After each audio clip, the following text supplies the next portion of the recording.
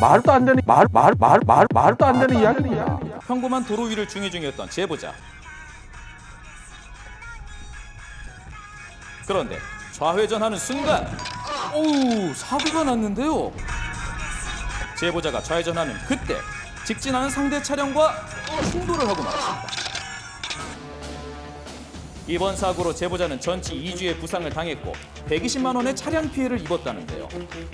내리자마자 자기 잘못 아닌 듯이 저한테 막 화를 내면서 거기서 좌회전했냐고 그렇게 말했습니다. 제보자님 차로가 무슨 차로인데요? 좌회전 차로입니다. 그럼 상대 차로는 무슨 차로였죠? 직진 불가능한 좌회전 차로였습니다. 상대방 차로는 좌회전만 가능한 차로, 제보자 차로는 직진과 좌회전 둘 다 가능한 차로였습니다. 그런데 황색 신호에서 직진하는 상대 차량과 좌회전하는 제보자 차량이 충돌하고 만 건데요.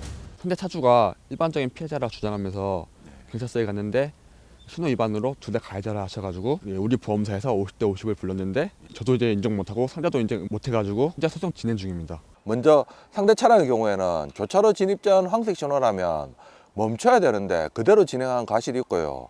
특히 상대 차량의 차로가 직진이 금지되고 좌회전만 허용되는 직진 금지 좌회전 차로입니다. 그런데 직진해버렸습니다. 이는 지시 위반으로 12대 중과실에 해당되고 이번 사고의 결정적 원인이 되었습니다. 다만 제보자 차량의 경우에도 상대 차량과 마찬가지로 교차로 신호가 황색 신호라면 멈춰야 되는데 그대로 진행한 부분이 있고요.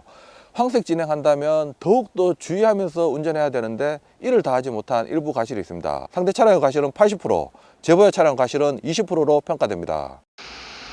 제보자는 좌회전 중인데요. 갑자기 끼어든 오토바이 한 대. 뒤를 보더니 결국 부딪히고 말았습니다. 오토바이가 3차선에서 좌회전을 하려고 하는지 갑자기 앞에 와가지고 멈춰버린 거예요. 좀 많이 놀랐고 아무런 생각이 안 들었어요. 제보자가 있던 2차로는 직좌 차로, 오토바이가 있던 3차로는 직진 차로입니다.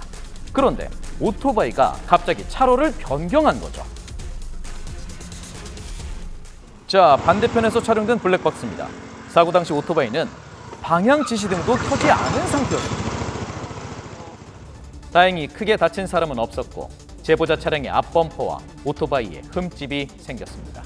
거기서 그렇게 끼어드시면 어떡하냐 얘기를 하니까 오히려 막 욕설을 계속 하는 거예요. 저희 쪽 보험사에서 연락이 와서 일단 무과실로 계속 밀어붙이고 있는데 상대방 오토바이 측에서 인정을 안 하고 있다고. 저는 제 신호 지켜 잘 가고 있었고 방어를 할 수 없는 상황에서 그렇게 사고 났는데 내 과실 자체가 잡히는 자체가 저는 이해가 안 되거든요. 상대 오토바이는 제보자에게도 일부 과실이 있다는 이야기를 한다는데 말도 안 되는 이야기입니다. 제보자로서는 오토바이가 앞서 있었던 것도 아니고 또 제보자 차량 근접한 거리에서 끼어들었고 또 끼어들자마자 갑자기 속도를 줄여서 제보자로서는 예상할 수도 피할 수도 없었습니다. 교차로에서 차로 변경 후 갑자기 속도를 줄인 상대 오토바이 과실 100%, 제보자 무과실로 평가됩니다.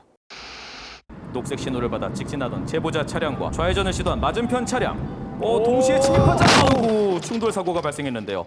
상대 차량의 진입 이유는 뭘까요? 바로 맞은편 신호가 비보호 좌회전이 가능한 구간이었던 건데요. 즉 모두 주행 신호. 다행히도 인명 피해는 없었지만 차는 폐차되었다고 합니다. 지금 과실 비율은 어떻게 나왔어요? 저희 측 보험사에서는 100대 0을 주장하고 있고요. 상대편에서는 30~40%를 주장하고 있는 상황입니다. 비보호 좌회전 차량이 사고가 났을 경우 기본으로 8대 2를 먹는다고 하더라고요. 그리고 제가 과속을 했다. 그 차로에 먼저 선진입을 했기 때문에 제가 과실이 있다 말을 하더라고요. 제보자 차량이 과속을 했고 상대 차량이 선진입했기 때문에 30에서 40% 과실이 있다라고 판단하는데요. 그렇게 볼 것은 아닙니다. 상대 차량의 경우에는 비보호 좌회전 할 때는 직진하는 차량의 교통에 방해를 줘서는 안 되는데 이러한 과실이 이 사고의 결정적인 원인이 되었습니다. 제보자 차량은 교차로 진입 전 정지하거나 서행할 의무는 없습니다. 그리고 상대 차량이 방향 지시등을 켜고 대기하고 있습니다. 자신에게 진로를 양보한다 생각하고 진행한 것이라서 좌회전하리라는 것은 예상하기 힘듭니다. 결국 이번 사고는 직진 차량의 교통을 방해하면서 비보호 좌회전한 상대 차량의 과실은 100%, 제보자 차량은 무과실로 평가됩니다.